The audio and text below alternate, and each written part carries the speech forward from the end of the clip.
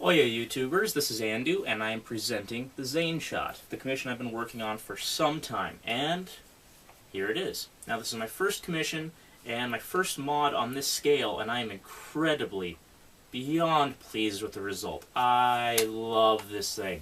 I love it to death. Now this is of course a Nerf long shot, which is known for its incredible power potential thanks to its huge air plunger system, and I believe I've lived up to the example set by all those modders who've come before me, who have inspired me to do this sort of work, and many of whom inspired the mods that went straight into this. I will provide links in the description down below, as well as notes at the end of the video in the credits section, showing all the people and their ideas that I put into this, because most of the ideas weren't mine. I plagiarized them, but I'll give credit where credit is due, and they all went together very, very well. I'll start with the external modifications. The paint job is, of course, designed to be woodland camouflage. I used an entire can on this and all the other attachments of Rust-Oleum Camouflage Black as a base coat. Then I used an entire can of Rust-Oleum Camouflage Tan, all with plastic bonding, mind you. I then did the splotches in, again, Rust-Oleum Camouflage, green and brown, and then I did a thick clear coat of Krylon Fusion Flat matte finish. Except for the orange pieces, there's just a handful of pieces, like this jam door, that are fluorescent orange with a satin clear coat, so it's a little shinier. And I spent a great deal of time sanding, especially areas that are going to take a lot of wear, like the tactical rails, right here, the slot where the bolt slides forward and back. Put a lot of attention into sanding things that needed a good surface for the paint to adhere to, because they'll be seeing a lot of abuse. A few other things I did as far as the body. You can't really see it underneath this piece of Velcro, which I'll get to in a minute, but the long shot body right here had a bunch of these little nut details and lines kind of like this, grooves in the body, and I wanted to put this this Velcro strip here. So I filled those in with Bondo, sanded it down. There were little notches right here on the body that originally locked the original bipod open or closed. Since the bipod is no longer attached, I filled those in with Bondo as well and sanded them down just because they bugged me. I'm a little obsessive compulsive. And I think it looks great now. Also, the original bipod that was here, you will notice, is missing. This is a long shot tactical rail. One of these pieces right here from a different long shot that didn't need that rail. Chopped it off, epoxied it into place right here, both covering the hole from the original bipod and providing this tactical rail down here that is just excellent. I'm incredibly pleased with how that went together. It's very clean, very sturdy. If you watch my how-to videos, you can see everything that I did to this blaster, except for a few small details.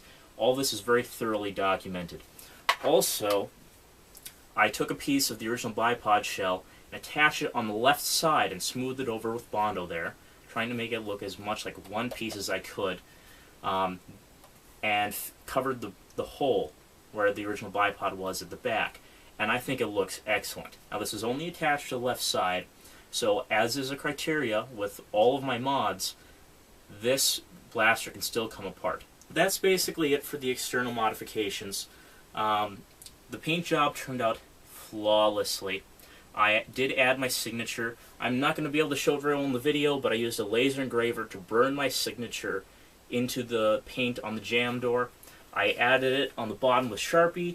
Sharpie runs with clear coat, so I probably won't be using that method again, but it's still there. And I also used Sharpie to fill in the long shot name up on the front. And that's about it for the external modifications. A few things I had to do transitioning over to internal mods to make the internal mods work.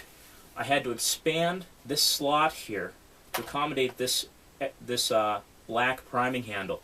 This is a long shot X prime handle from Explorer Foam Blaster Developments. This third tactical rail up here on the nose is a 3D printed tactical rail designed specifically for the long shot. It was designed by a nerfer who will get credit down below, but whose name I can't pronounce, that gave it to Joey over at Slydev 3D. Amazing aftermarket parts store. I highly recommend you go give them some business.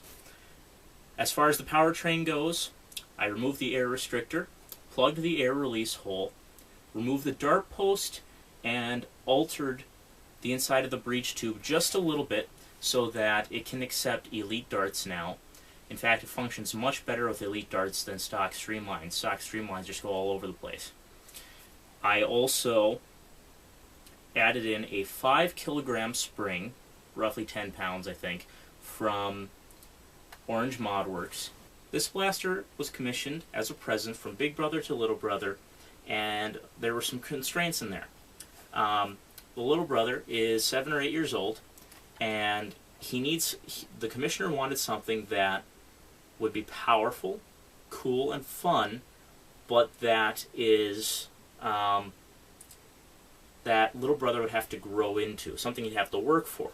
That's why I only went with a 5 kilogram spring, but I did test it on someone of the same age and build. They should be able to prime this just fine. Might have to work at it a little bit, but it still performs amazingly well. I reinforced the bolt sled, traditionally the weakest point in a Nerf long shot, with epoxy putty at the back where this handle attaches, laser cut aluminum, which came from Oz Nerf Nerd. Check out their eBay store, some good stuff. And I also reinforced it with some coat hanger up at the front, and all around that bolt sled should be very sturdy. This is easily one-hand primable. Now, some other things I reinforced include the trigger catch at the back, as well as the trigger itself and the plunger head have all been reinforced with PC7 epoxy putty. I filled the dead space mostly with epoxy putty, but a little bit with hot glue. Other modifications include the removal of the bolt lock and the clip lock. Clip lock's basically a useless part anyway. The bolt lock was actually interfering with the operation of the blaster after I added a few other things to it, so that came out. To increase longevity of the blaster, I did pad the plunger head, and it's padded with the special padding Oz Nerf sells. Great stuff, and with all those modifications together, I expect this blaster will hold up very well to sustained use. Of course, whenever you put in a stronger spring into almost anything, you want to increase the strength of the catch spring. Otherwise, you can have misfires, and I really didn't want that to happen.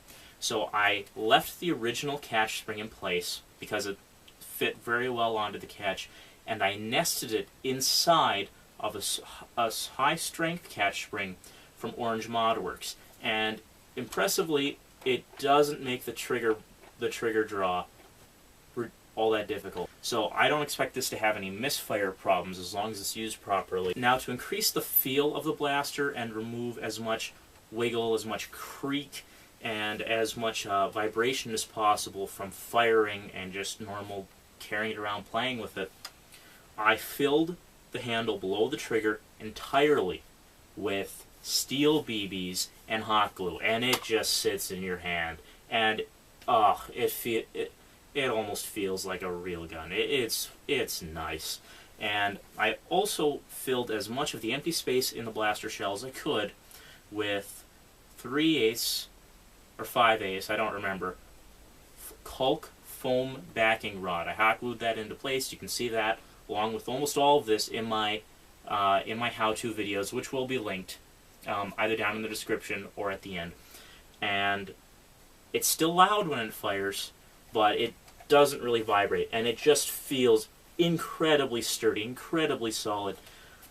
I am so pleased with that. You'll see the barrel extension. It's just a normal barrel extension, except for the fact that it's painted, and I did fill it with backing rod, so it's nice and sturdy.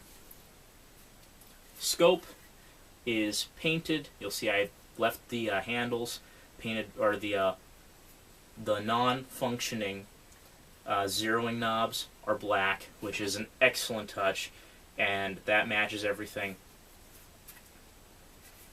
I'm including a bipod, and you just push this button on the back. This originally came from a Stampede, but I thought this fit onto this blaster very well, and it's also a nice foregrip. The other thing I worked hard at as far as internal modifications to this blaster, this is of course Nerf calls it a light beam unit. I'm just calling it a tactical light because that's how it functions. The original tactical light from Nerf, kind of like the lights in their Night Finders and Fire Strikes, suck.